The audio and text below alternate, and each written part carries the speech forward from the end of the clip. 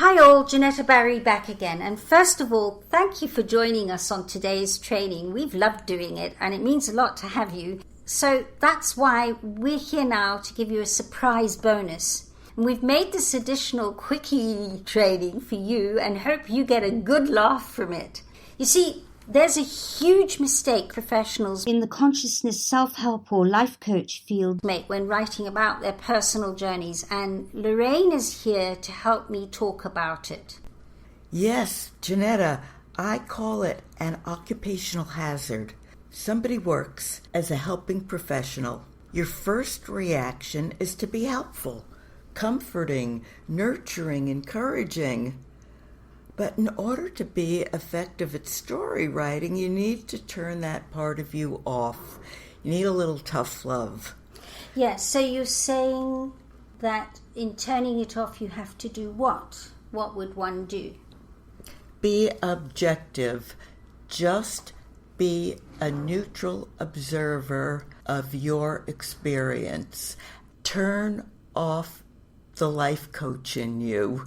You're not talking to your client and telling them what to do. In fact, that's a very good phrase, talking to your client, because when you talk to somebody, they don't feel involved, they feel talked to. And from what I'm getting, you're saying talk with them by sharing your emotions? Yes, absolutely. And also, remember, movie in the mind.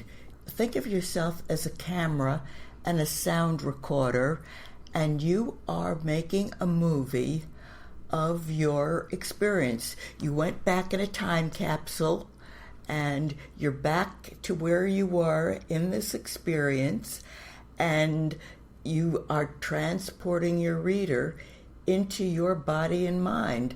And you're not jumping ahead and telling them what you've learned since then or the mistakes you made. How you righted it. Yes. How to make it all right. In fact, you wrote it earlier by saying for a story to involve you emotionally, there has to be trouble. Oh, absolutely. And we tend to think as a professional in this industry, it's about everything's going to be all right. But that's when people feel talked to instead of with, and the emotions are left out. So it is about sharing the trouble so they can identify. It's sharing the trouble and making them feel your pain. Yes. If I don't feel your pain, then I'm not going to be able to feel your release. And you and I were playing around with how so often a person in our industry starts writing their story and how stereotypical they become. So this is a parody I was working with you earlier, which was somebody's first draft of a story where they try and talk to people and show that they've got over things and they're not engaged emotionally about the challenge. Would be something like, I was abused psychologically and physically, but I decided not to be a victim, and I decided to be strong and didn't give up. So I meditated and said affirmations, I worked on myself, and I healed my body and erased all my negative experiences. And now I'm this wonderfully positive person, and I'm going to tell you all about the lesson I learned so you can do it too. Now, there's something missing in that Sure. story. Apart from the fact that it's all about erasing negative and only being positive. And even though this is a parody, it isn't so far from what we see out there. If you look on the web, if you see a lot of books and stories and blogs written by consciousness professionals, they sound like that. Once upon a time, it worked. But now if you write like that, you just sound like everybody else, and you're not engaging your readers or your viewers emotionally. As you were saying, it's not an experience, and when you read it, it's about being able to see that movie in your mind and feel the author's emotions.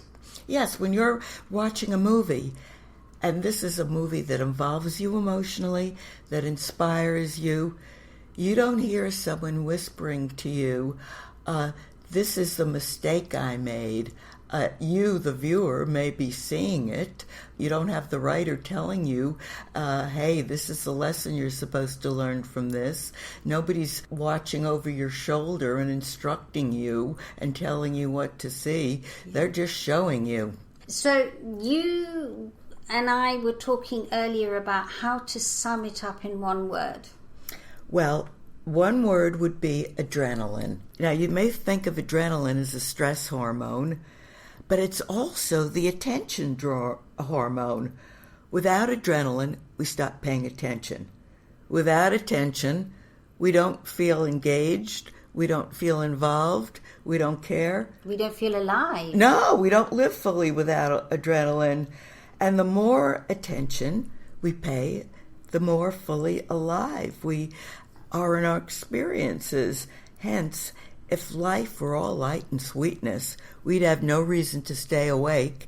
And if you write something that's all nicey, then it's boring.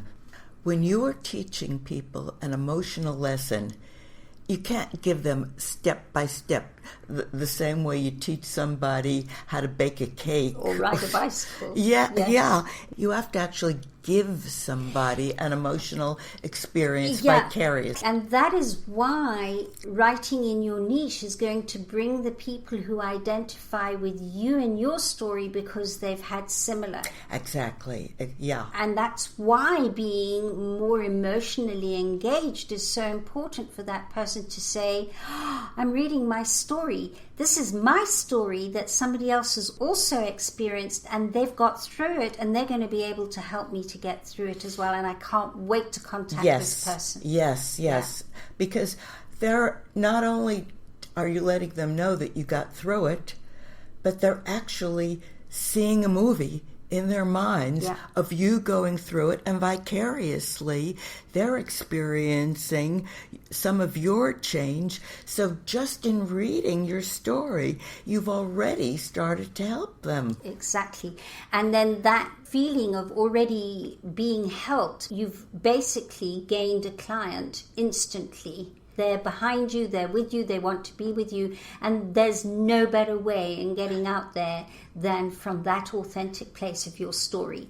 And it's so difficult to do on your own. And yet at the same time, it's very, very simple. And maybe because if you're a life coach, a motivational speaker, you are so used to being encouraging and positive and upbeat all the time that it becomes difficult for you to temporarily turn that part of you off so you can be a good story writer. Well, also the vulnerable story writer, because that puts you into vulnerability, and that feels horrible to begin with, and that's where we train people to learn the value of vulnerability. I remember when I had to go into vulnerability with my story, it was the most scary place.